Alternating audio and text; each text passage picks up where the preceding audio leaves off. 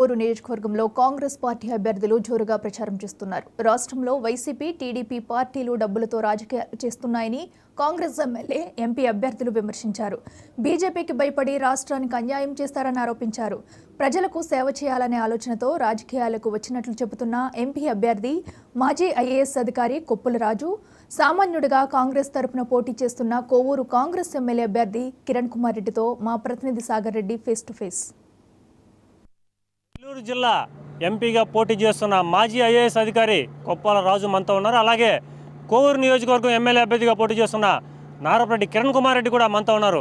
వీరంతా కూడా సమయం చాలా తక్కువ ఉన్నందున జోరుగా ఎన్నికల ప్రచారం వేస్తున్నారు. ఇప్పుడు మీరు ఎలా సాగుతుంది ఎన్నికల ప్రచారం? ఈ ప్రచారంలో ప్రజల నుంచి మంచి స్పందన వస్తుంది.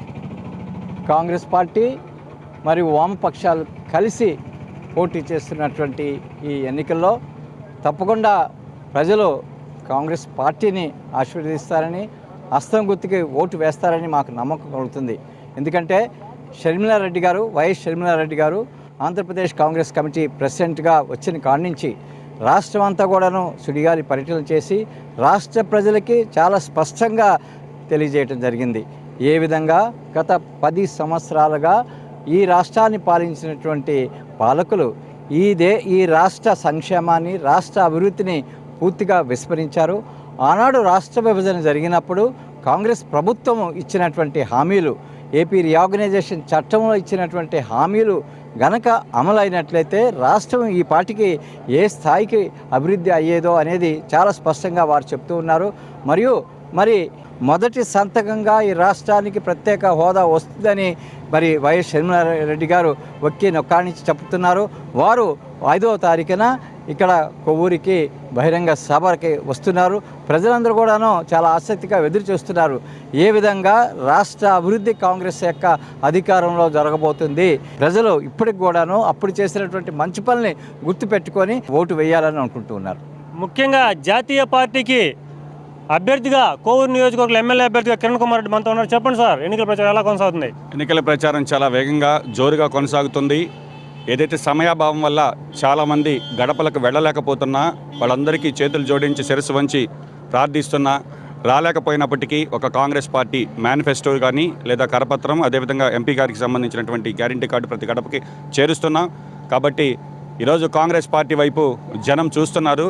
కొప్పుల రాజు గారు ఎంపీ అభ్యర్థిగా రావడం నిజంగా మాలాంటి యువతకు కలిసి వచ్చేటటువంటి ఒక గొప్ప అవకాశం. ఎందుకంటే ఈరోజు మేము ఎవరికి తెలియకపోవచ్చు, కాంగ్రెస్ పార్టీ అభ్యర్థిగానే తెలుసు తప్ప రాజు గారు గతంలో జిల్లా కలెక్టర్గా పనిచేశాడు, పేదల ప్రజా కలెక్టర్గా ఉన్నాడు, అక్షరాస్యత ఉద్యమం నడిపాడు, సారా ఉద్యమం నడిపాడు, పేద బడుగు బలహీన వర్గాల ఆశాజ్యోతిగా పేరు తెచ్చుకున్న ఒక మంచి ఆఫీసర్గా వెళ్ళి ఈరోజు మళ్ళీ ఈ జిల్లా మీద మమకారంతో 30 సంవత్సరాల తర్వాత గుర్తుపెట్టుకుని ప్రజలకు సేవ చేయాలి, నేను నెల్లూరు జిల్లా పార్లమెంట్ అభ్యర్థిగా రావాలనేటటువంటి రాహుల్ గాంధీ గారి దగ్గర మాట చెప్పి రావడం నిజంగా ఈరోజు మా అందరికీ కూడా గొప్ప స్ఫూర్తి.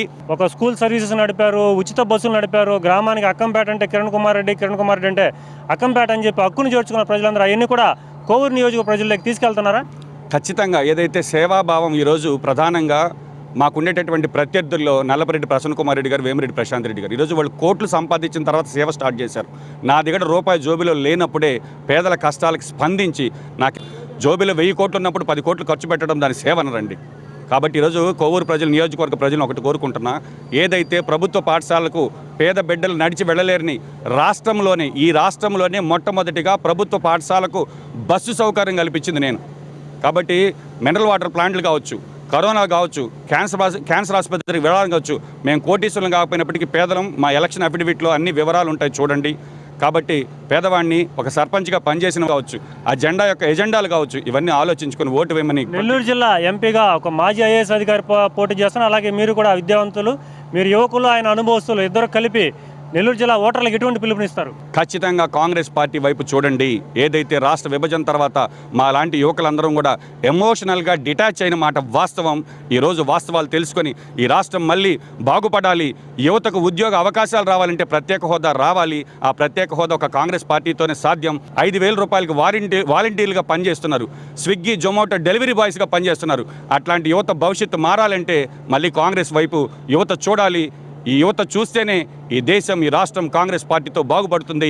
క్రిస్టియన్స్ కావచ్చు, ఈరోజు ఒక అభద్రతాభావం ఏర్పడింది ముస్లిమ్స్లో కావచ్చు, క్రిస్టియన్స్లో కావచ్చు.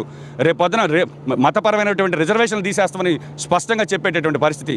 అయినా కూడా ఈ రెండు ప్రాంతీయ పార్టీలు, ఈరోజు నేను వైఎస్ఆర్ కాంగ్రెస్ పార్టీ ఎంపీ అభ్యర్థిగా అడుగుతున్నా, రేపు మీరు ఏ పార్టీకి కేంద్రంలో మద్దతు ఇవ్వబోతున్నారో చెప్పి ఓటు అడగాలి తప్ప నాకు ఓటు వేయమని అడిగేటటువంటి అధికారం మీకు లేదు అని స్పష్టంగా తెలియజేస్తూ, మా అభ్యర్థి, ఇండియా కూటమి అభ్యర్థి ఐఏఎస్ అధికారి ప్రజా కలెక్టర్ని గెలిపించమని, అదేవిధంగా పేదవాడిని, మీలో ఒకరిని, మీకోసం పనిచేయడానికి వచ్చిన వాడిని నన్ను ఆశీర్వదించమని కోవూరు నియోజకవర్గ ఓటర్లందరినీ కూడా చేతులు జోడించి వేడుకుంటున్నాం. ప్రాంతీయ పార్టీలతో తీవ్రంగా నష్టపోయారు యువత. అలాగే ప్రస్తుతం ఉన్న అధికార ప్రభుత్వం కావచ్చు, అలాగే బీజేపీతో జతకట్టిన టీడీపీ కావచ్చు, వీటి వల్ల ఎటువంటి ఉపయోగం లేదు. జాతీయ పార్టీ కాంగ్రెస్కి ఓటు వేసి గెలిపిస్తే మొదటి సంతకంగా రాష్ట్రానికి ప్రత్యేక హోదా కల్పిస్తాం. అలాగే ఎంపీగా పోటీ చేస్తున్న మాజీ ఐఏఎస్ అధికారి కొప్పాల రాజుకి, ఎమ్మెల్యేగా పోటీ చేస్తున్న తనకు ఓట్లు వేసి ప్రజలు గెలిపిస్తే యువతకు అండగా ఉంటాం, రాష్ట్రానికి అభివృద్ధికి తమ వంతు సాయం చేస్తామని చెప్తున్న అభ్యర్థులు. ఇది ఇక్కడ తాజా పరిస్థితి. కెమెరామెన్ సురేందర్తో